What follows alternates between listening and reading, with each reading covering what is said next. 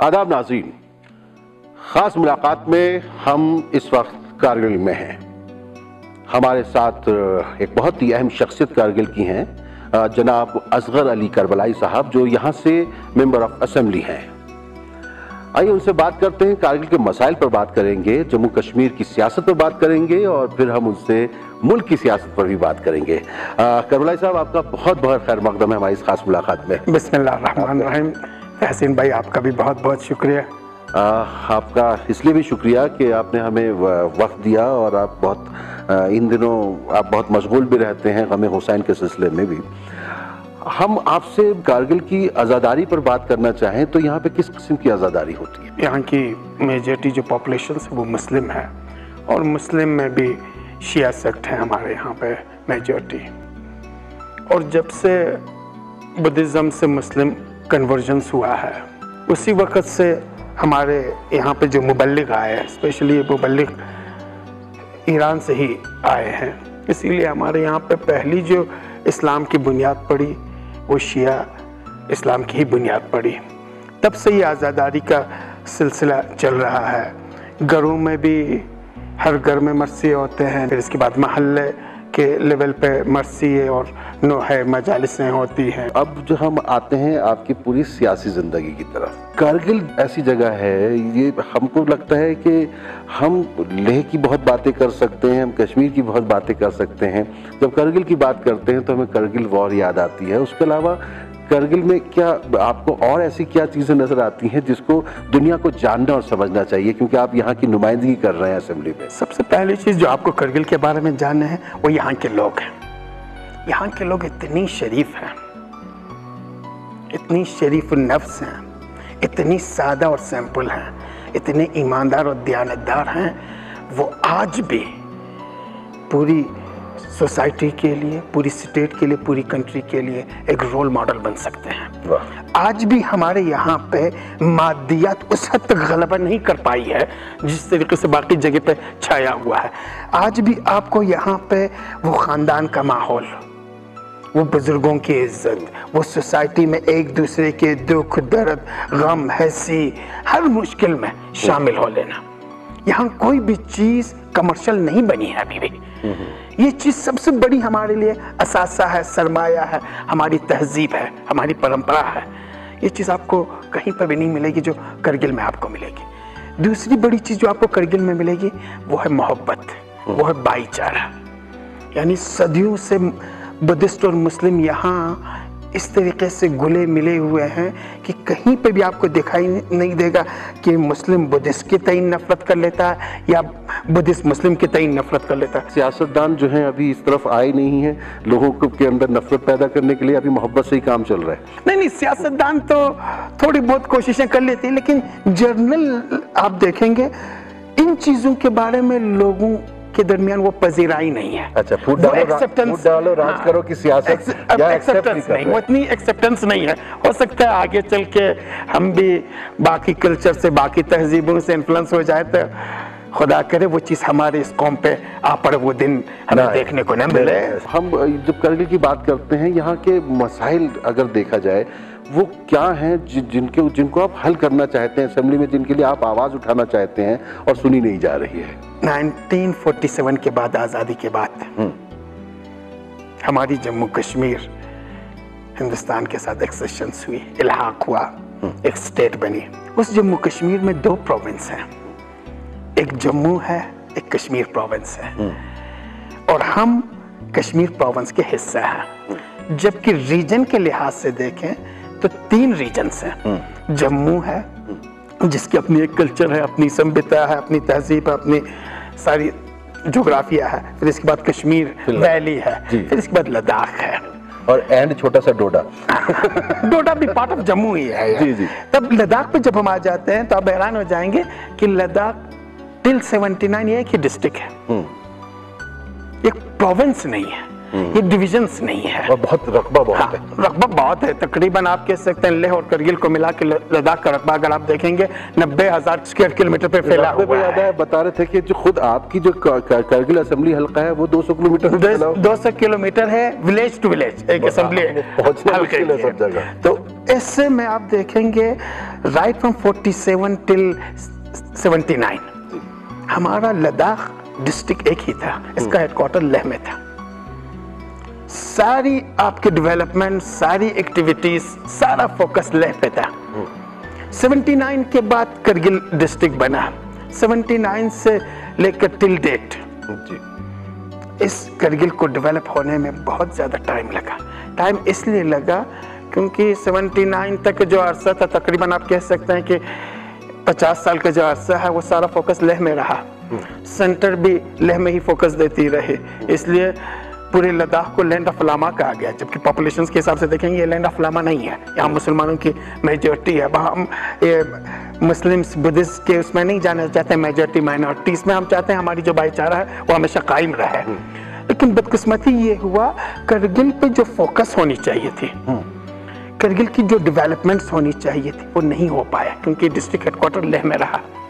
79 के बाद एक साल हमें एडिशनल डिस्ट्रिक्ट बनाया गया, फिर इसके बाद दूसरे साल हमें डिस्ट्रिक्ट स्टेटस दिया गया। उसमें भी मेजर अमाउंट बनने के बाद तो कुछ फायदा हुआ। 2004 के बाद, ये 2004 है, 2004 के बाद थोड़ी बहुत डेवलपमेंट्स हमारे यहाँ पे आई, लेकिन हमारी जो टोपोग्राफी है जी, वो टोपोग्राफी ऐसी है कि आप देखेंगे रेस्ट ऑफ स्टेट से हम 7 मंथ्स के लिए कट ऑफ रहते हैं।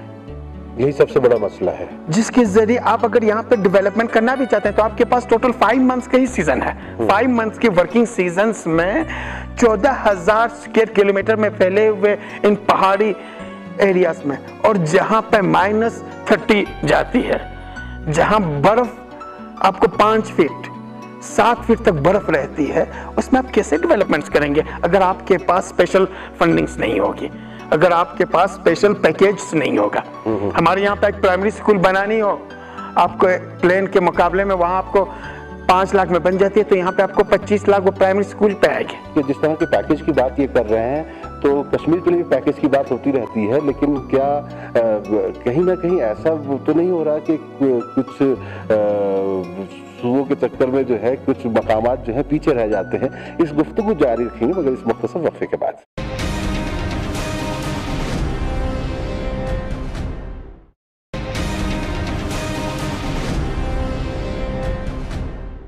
खास मुलाकात में आज हमारे साथ हैं जम्मू कश्मीर असेंबली में करगिल हल्के की नुमाइंदगी करने वाले शख्सियत जनाब असगर अली करबलाई साहब। करबलाई साहब, वही बात हो रही थी, आपको चाहिए कारगिल के लिए पैकेज, और हुकूमत जो है पैकेज देने में इतनी फराखदिल है नहीं। आपको क्या लगता है कि कुछ अंदर से कुछ ऐसी चीजें की जा सकती हैं जिसकी वजह से यहाँ के जो मसाइल हैं उनको कुछ हल किया जाए, या कुछ इस तरह की चीजें की जाए कि सयाहत यहाँ की फरोग पा जाए और लोग आने लगें, तो उससे जो है यहाँ का कुछ जो माली हालत है, इक़्तिसादी सूरत हाल है, बेहतर हो सके? इसमें 2-3 एस्पेक्ट्स है। अकेले आप सयाहत के नुक्ते नज़र से देखेंगे तो शायद जिस तरीके के हम डेवलपमेंट्स चाहते हैं, डेवलपमेंट्स के लिए आपके पास बेसिक जो नीड्स है वो है कनेक्टिविटी, वो है कम्युनिकेशंस। आपके यहाँ पे अगर टूरिज्म पोटेंशियल्स भी देखें तो करगिल टोटली अनएक्सप्लोर्ड एरिया है, अनएक्सप्लोर्ड रीजन है। वजह क्या रही है? मैं आपको एक फैक्ट बताऊंगा करगिल जंग के पस मंजर में। बिल्कुल बिल्कुल, क्योंकि मैं जंग में खुद मैं यहाँ पे एज ए वॉलंटियर काम कर रहा था, रात दिन हम लोगों की सेवा में, लोगों को मदद करने में लगे हुए थे। जब यहाँ पे आर्मी आई, इंडियन आर्मी, आर्मी तो पहले थी, लेकिन जो सपोर्टिंग वहाँ से बटालियंस वगैरह ले आए, RR आई, राष्ट्रीय राइफल्स जी। हमारा घर आर्मी कैंपस में ही है, आर्मी हॉस्पिटल के साथ साथ ही है। वहाँ पे आए, इन्होंने कैंप्स लगाए। आर्मी मेजर थे, मैं एक सिपाही की बात नहीं करूंगा, और ये मैंने प्राइम मिनिस्टर को भी कहा, एटीट्यूड्स और इनका माइंड सेट आप देखें। जब मैंने आर्मी मेजर को कहा, भाई ठीक है आप यहाँ पे आए, हम नहीं कहते हैं कि नेशनल सिक्योरिटी के लिए हमें आपकी हेल्प नहीं करनी, हम हर तरह की हेल्प करने के लिए तैयार हैं, और स्पेशली जितनी कुर्बानी करगिल के लोगों ने दी है। 48 में आपके लद्दाख में जोजिला को क्रॉस करके लाने वाले करगिली हैं। फिर इसके बाद आप 71 की जंग देखेंगे, उससे पहले 65 की जंग। 71 में तो पूरा पाकिस्तानी इलाका जो है वो कब्जे में लिया इसकर दूर। 6 महीना यहाँ पे आपका 47 से लेकर 48 तक 6 महीना यहाँ पाकिस्तान था करगिल में। यहाँ से पाकिस्तानियों को भगाने में भी करगिलों ने बहुत काम किया है। 65 की जंग में, 71 की जंग में और इसके बाद स्पेशली 99 की जंग में हर तरह की कुर्बानियां दी। हमारे यहाँ एक जैसे यूपीएससी को लेकर हम कहते हैं कि हमारी नुमाइंदगी बहुत कम होती है, लेकिन जिस तरह के हम लोग, हमारे यहाँ कोई यूपीएससी के लिए फॉर्म भरता ही नहीं है उस तादाद में, और जिस परसेंटेज के हिसाब से हमारे यहाँ सिलेक्शन होता है उस परसेंटेज के हिसाब से हमारे यहाँ फॉर्म नहीं भरा जाता। अगर दूसरों को देखें तो उनका जो सिलेक्शन परसेंटेज है वो कम है। ये भी कुछ हद तक हकीकत है। बताइए हमारे यहाँ से कितने लोगों ने उसके लिए, उसमें जाने के लिए कोशिशें की? बहुत ज्यादा, क्योंकि यहाँ पे आपको ये यूपीएससी के लिए हाईली क्वालिफाइड बच्चे नहीं चाहिए। आपको सिपाही है, एक लेमैन भी जा सकता है जिसका फिजिकल स्ट्रक्चर अच्छी खासी हो, जो गन उठा सकता है, वो आपकी लद्दाख स्काउट फोर्स ज्वाइन कर सकता है। उनकी जो फिजिकल वो है वो बहुत, और लेह के मुकाबले में मैं आपको बताऊंगा फिजिकली करगिल के लोग बहुत ज्यादा साउंड है। अच्छा, फिजिकली बहुत ज्यादा साउंड है, मेंटली बहुत ज्यादा साउंड है। आपने आवाज उठाई असेंबली में? हाँ, असेंबली में ही नहीं, हमने यहाँ इंडियन आर्मी के साथ उठाई। और बाद में पहली बार 99 जंग के बाद जब यहाँ कोर बनी, 14 कोर एस्टेब्लिश हुआ लद्दाख में, जनरल अर्जुन रे आए पहली बार कोर कमांडर, उसके सामने हमने इशू उठाया और उन्होंने पहली बार स्पेशल ड्राइव करा करगिल के लोगों के लिए। वो कश्मीर में भी रहे, 15 एपीओ में भी रहे अर्जुन रे। तो पहली बार करगिलियों को लगा कि कोई है जो इन्हें ऑन कर रहा है। अब देखेंगे रनवे हमारे यहाँ पे 48 के बाद थी, टिल 70s फोकर जहाज चलते थे, लेकिन 70s के बाद करगिल में बंद हो गए। लेह में वही रनवे एक्सपेंशंस हुआ, टर्मिनल्स बने। अब ऑल ओवर इंडिया से वहां पे daily more than 20 flights daily वहां पे उतरते। करगिल में अभी तक आप हैरान हो जाएंगे, आप 21वीं सदी में है, आप डिजिटल इंडिया की बात करते हैं और 21वीं सदी में आपके पास रनवे है, टर्मिनल है, लेकिन उस पे उतारने के लिए गवर्नमेंट ऑफ इंडिया जो इतना एडवांस है, मरीख पे स्टेलाइट भेजती है, मरीख पे आदमी भेजने की बात कर रहा है, वो करगिल एयरपोर्ट पे उतारने के लिए इनके पास ATR नहीं है, जहाज नहीं है इनके पास। तो अभी ये जो गवर्नमेंट की जो उड़ान स्कीम है, छोटे छोटे शहरों तक लेके जा रहे हैं जहाज, 3 साल से मोदी जी यहाँ पे आए, इन्होंने कहा हम करगिल को कच्छ बनाएंगे। करगिल के लोगों ने बहुत कुर्बानी दी, इनका स्पीच हमारे करगिल में आज भी आपको फेसबुक पे मिलेगा। इन्होंने कहा हम करगिल को इतना तरक्की दे देंगे कि ये गुजरात के दूसरे डिस्ट्रिक्ट्स के बराबर अपने आप को समझ लें। लेकिन उसके बाद से आप देखेंगे डे बाय डे हमारी कम्युनिकेशंस जो एक ही सोर्स है वो BSNL, उसकी हालत इतनी खराब है कि आप कुछ समझ सकते हैं। आपका मोबाइल नहीं चलता है, नेट सर्विस आपकी नहीं चलती है, टोटल सिस्टम आपका बैठा हुआ है, उन्हें आपका लैंडलाइन नहीं चल रहा है। कम्युनिकेशंस क्या बात, ये बात तो सही है, मेरे पास 4 फोन है, तो चारों यहाँ पर नहीं चल रहे हैं और चारों अलग अलग सर्विस प्रोवाइडर के हैं। ये एक डिजिटल इंडिया में ये सोचने का मकाम तो है ही। हम इस गुफ्तगू को जारी रखेंगे, मगर इस मुख्तसर वक्फे के बाद इनकी शिकायत वजह है करगिल को कच्छ बनाना था, लेकिन कुछ भी नहीं बना है। आते हैं लौट कर इस मुख्तसर वक्फे के बाद।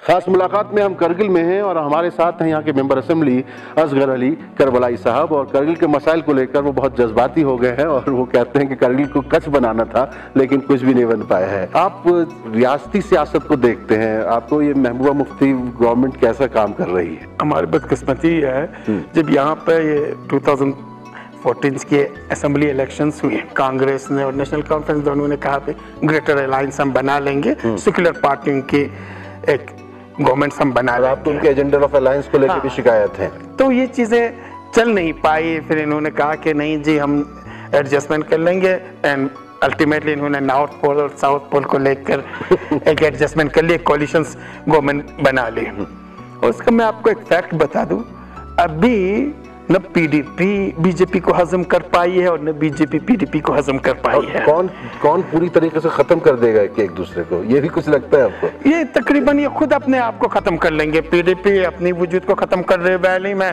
और बीजेपी अपनी वजूद को जम्मू में खत्म कर रही है। यानी जिस एक्सपेक्टेशन से, जिस तवक्को से लोगों ने इनको चुना और लोगों ने इन्हें हुकूमत बनाने के लिए सपोर्ट दी, उस तवक्कुआत पे ये पूरा नहीं उतरे। शुरुआत में एक बहुत अच्छी बात कही थी कि आप कह रहे थे कि ये कारगिल जो है पूरी तरह से यहाँ पे मुस्लिम डोमिनेटेड है और मुसलमानों की आबादी बहुत है, लेकिन यहाँ पर हमें वो कारगिल जंग के अलावा दहशतगर्दी की कोई ऐसा वाकया नहीं मिलता है और यहाँ के लोग उस तरफ गए नहीं, जबकि हो सकता है वो सरहद पार के जो हमारे दुश्मन उन लोगों ने इस तरह की कोशिशें की हों यहाँ पे दहशतगर्दी को फरोग देने के लिए भी। ऐसा क्यों हुआ कि यहाँ के लोगों ने उस तरफ देखा नहीं? हमारे यहाँ के जो लीडरशिप है, चाहे वो मजहबी लीडरशिप या पॉलिटिकल लीडरशिप, इस चीज में काफी हद तक हसास रही है।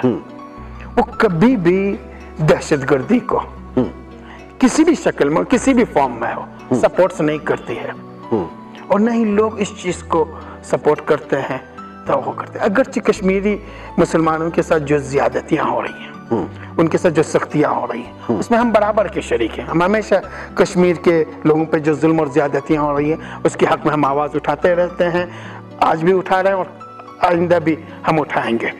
लेकिन जिस तरीके का कुछ लोगों ने कश्मीर की इस खूबसूरत फिजा को, पुरअमन माहौल को खराब करने की कोशिशें की हैं, उन कोशिशों में जिसने भी सपोर्ट्स की है, हम उन सबों के खिलाफ हैं, क्योंकि इस्लाम की बुनियाद ही सिल्म से है, यानी पीस से है, अमन से है। सबसे पहले जब मुसलमान एक दूसरे से मिलता है तो कहते हैं अस्सलाम वालेकुम, तुम पे सलामती हो, तुम पीस में हो, तुम अमन में हो।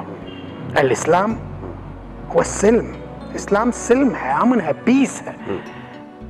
अल इस्लाम हुआ तस्लीम, सर तापा सरेंडर है। जो खुदा के पास अपने आप को सरेंडर कर लेता है वो कभी भी अपने जैसे किसी भी मजहब से ताल्लुक़ रखता है उस भाई के खिलाफ, उस भाई पे ज्यादती के लिए सोच भी नहीं सकता है। इसलिए हमारे यहाँ पे जो एक मजहबी तबलीग है, मजहबी जो प्रोपेगेशंस हैं, मजहबी तौर पर जिस तरीके से हमें पाला पोसा गया और तहजीब बनाई गई है, उसकी वजह से करगिल के लोग, और न सिर्फ करगिल के लोग, लद्दाख में और ठीक इसी तरीके का हमारे गिलगित बल्तिस्तान में, वहाँ पे भी आपको दहशतगर्दी, वहाँ पे भी फरेब, वहाँ पे भी मारदार, ऐसी चीज़ें देखने को नहीं मिलेगी। ये इस कल्चर से, इस माहौल से, यहाँ के रंग और नस्ल से जुड़ा हुआ नहीं है। चलिए अब आखिर में हैं हम, आपको क्या नहीं लगता कि कांग्रेस जो है मरकज़ में, ख़ास तौर से पूरे मुल्क में भारतीय जनता पार्टी का मुकाबला करने में कहीं ना कहीं कमज़ोर साबित हो रही है, और अगर इस हुकूमत की नाकामियाँ भी हैं उनको भी वो सही तरीके से लोगों के सामने पेश नहीं कर पा रही है? क्या आपके यहाँ लीडरशिप में कुछ मसला है? क्या राहुल गांधी को कांग्रेस का सदर बनाने के बाद ये मसला दूर हो जाएगा, या आपको क्या लगता है कि मौके के इंतज़ार में है? नहीं, यकीनन हमारे पास, कांग्रेस के पास बेहतरीन लीडरशिप्स हैं, लीडरशिप की कमी नहीं है, एक से बढ़कर एक लीडरशिप्स हैं। थोड़ी बहुत जो कमियां हैं अनफॉर्चुनेटली यूपीए फर्स्ट और यूपीए सेकंड के बीच में, जो कोalition पार्टनर्स है और जिसकी वजह से करप्शंस हुआ, धांधलियां हुई, जितनी भी खराबियां हैं उन सारे खराबियों का ठेकड़ा कांग्रेस के सर ही फोड़ा गया, और जितने भी रीजनल पार्टी से इसने अपने आप को खाली कर लिए, वो हमें सबसे बड़ा सेटबैक हुआ। जिस तरीके की बीजेपी ने मीडिया मैनेजमेंट किया है, जिस तरीके से इन्होंने इलेक्शन को मैनेज किया है, उस तरीके से हमारी कांग्रेस पार्टी मैनेज नहीं कर पाई है।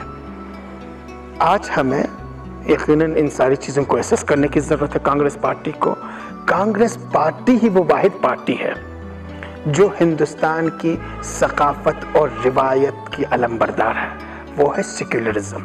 आपको नहीं लगता है कि कांग्रेस से कुछ गलतियां हुई हैं माजी? यकीनन हुआ है। माजियों की गलतियों की वजह से ही आज हम ये भुगत रहे हैं। आज हमारी जो दूरदर्शिता बनी हुई, आज जो हमारी हालत बनी हुई, ये माजी की गलतियों से ही बनी है। तो चाहे वो आप लीडरशिप ने सबक लिया है इससे? यकीनन सबक लिया, और लेना भी चाहिए।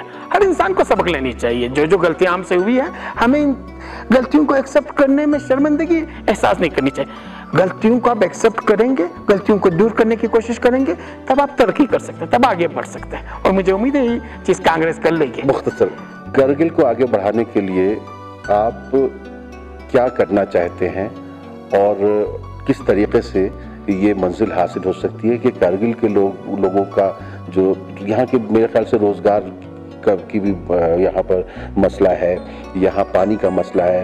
ये जो सुरू दरिया पीछे बहता है, मैंने उसमें बहुत गंदगी भी देखी है। बहुत करीब दरिया के किनारे आपने बस स्टॉप भी बना रखा है। आपके यहाँ जो ट्रैफिक का वो है, रोड बहुत कमज़ोर है। कुछ मेट्रो ट्रेन लाएंगे यहाँ पर क्या? कुछ इस तरह की कोई सोच है आपके पास? 2004 में जब हम काउंसिल में आए, उस वक्त हमने जोजिला टनल की हमने एक प्रपोजल्स दी थी और फॉर्चुनेटली गवर्नमेंट ऑफ इंडिया ने उसे एक्सेप्ट कर ली। और अभी जेडमोट एक 5.6 किलोमीटर की एक टनल है और इसके बाद बिटवीन बालतल, सोनामर्ग और करगिल का है 14.5 किलोमीटर की टनल। इन दोनों पे हमें उम्मीद है कि जल्द काम स्टार्ट हो, तो ये जो राब्ता बनेगा यानी ऑल वेदर कनेक्टिविटी होगी। कभी 6 महीने के लिए, 7 महीने के लिए करगिल लैंड लॉक होकर बंद नहीं रहेगी। सबसे बड़ी जो हमारी परेशानियां, बर्फ के दौरान, हाँ, सर्दियों के दौरान भी ये पूरी रास्ता खुली रहेगी। दूसरा एयर कनेक्टिविटी है जिस पे हम ज्यादा फोकस कर रहे हैं। गवर्नमेंट ऑफ इंडिया के साथ ये इशू हमने टेकअप किया और हमें उम्मीद है शायद इन फ्यूचर से सॉल्व हो। तीसरी बड़ी चीज है वो है आपका कम्युनिकेशंस, जिसके बारे में हमने गवर्नमेंट ऑफ इंडिया से, टेलीकॉम मिनिस्टर से, पीएम से भी हमने रिक्वेस्ट किया था, बात की थी और इन्होंने कहा कि अब alternate OFC 2FC through Ladakh दे देंगे तो कम से कम ये हमारी थोड़ी सी सुधार हो। चौथा जो सबसे बड़ी चीज़ हम गवर्नमेंट ऑफ इंडिया से मांगने जा रहे हैं और हमने रिक्वेस्ट किया है वो है रेल कनेक्टिविटी का। ये कहाँ से आएगी? ये अभी सिन्नर तक तो पहुंचा हुआ, आपका बानिहाल से सिन्नर है, बानिहाल से सिन्नर कनेक्ट है। हाँ। बानिहाल से लेकर उधमपुर को जोड़ना है और तकरीबन ऑलमोस्ट एक कंप्लीशन हो चुकी है। शायद हो सकता है 18-19 में ये कनेक्ट हो जाए। तो हम चाहते हैं सिन्नर से करगिल जिस तरीके से अभी जोजिला रोड कनेक्टिविटी के जरिए होगी। वजीर रेल से मुलाकात की है? नहीं, अभी हम वजीर रेल से नहीं मिले, लेकिन हमने प्राइम मिनिस्टर को मेमोरेंडम दे दी है और हमें उम्मीद है कि इस पे इनिशियल सर्वे हो चुका है। अप टू इसका इनिशियल सर्वे हो चुका है। हमें उम्मीद है कि शायद ये पूरी DPRs बने, प्रोजेक्ट्स बने, तो इसके बाद ये भी चल पड़े। जहाँ तक आपने सुरू रिवर्स की बात की, ट्रैफिक कंजेशंस की बात की, हमारे पास बहुत खूबसूरत एक प्लेटो है, कुर्बता प्लेटो कहते हैं। हमने कोशिश की थी कुर्बता प्लेटो वैकेट हो, हमें वहाँ पे एक न्यू टाउनशिप बसाने की जरूरत है। हमारा टाउन बहुत ही महदूद है, यानी बहुत ही एक छोटे से इलाके में पूरी टाउन को वहाँ हमने समेट रखा है। उनको ले जाना आसान होगा वापस उधर अगर आपको? नहीं, हम एक न्यू टाउनशिप हम बसाना चाहते हैं, तो हमारा उसके साथ मिनिस्ट्री ऑफ डिफेंस के साथ बातचीत चल रही है। उम्मीद है कि वो भी वैकेट करके हैंड ओवर करे तो एक नई टाउनशिप हम बसा लेंगे। बहुत बहुत शुक्रिया। Thank you. नाज़रीन, ये हमारे साथ थे कारगिल के मेंबर असेंबली असगर अली करबलाई साहब और इनसे हमने बहुत बातें की, बहुत जज्बाती नौयत की भी बातें हुई हैं। लेकिन हमारा खुद मानना ये है कि जो दूर दराज के इलाके हैं उनका मुल्क के दीगर इलाकों से जो राब्ता है वो बहुत मजबूत होना चाहिए। कम से कम यहाँ पे सिर्फ एक ही टेलीफोन वो जो है लाइन ना चले, बाकी जितने भी वो हैं उनका भी यहाँ से राब्ता हो। ऐसा ना हो कि आदमी यहाँ आने के बाद जो है दीगर दुनिया से एकदम कट के रह जाए। बहुत हम आपको नई ख्वाहिशत पेश करते हैं। इनके जो प्रोग्राम है इस इलाके को लेके वैसे तो बहुत शोर सुनते हैं पहलू में दिल का, लेकिन देखिए कहाँ तक इनकी तमन्नाएं पूरी होती हैं। मगर खास मुलाकात में आइंदा फिर किसी नई शख्स से मुलाकात होगी, तब तक के लिए इजाज़त दीजिए। बहुत बहुत शुक्रिया। बहुत शुक्रिया आपका। खुदा आपका सलामत रखे।